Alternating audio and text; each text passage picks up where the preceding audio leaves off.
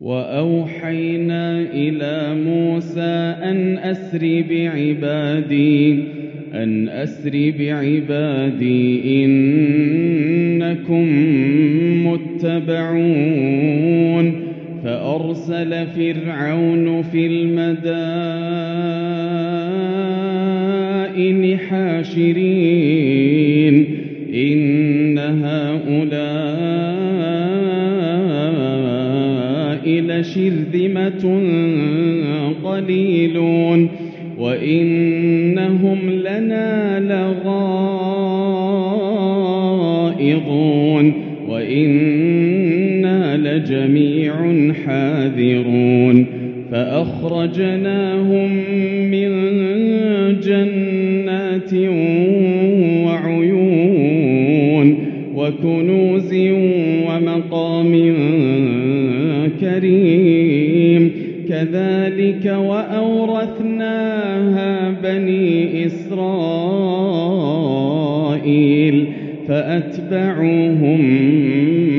مشرقين فلما تراءى الجمعان قال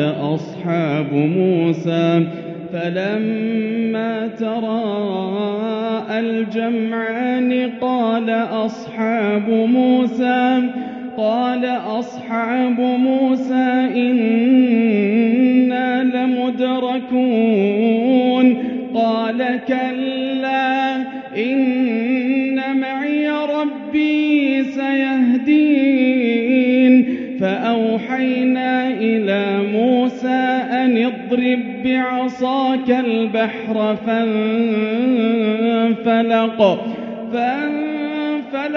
فكان كل فرق كالطود العظيم وأزلفنا ثم الآخرين وأنجينا موسى ومن معه أجمعين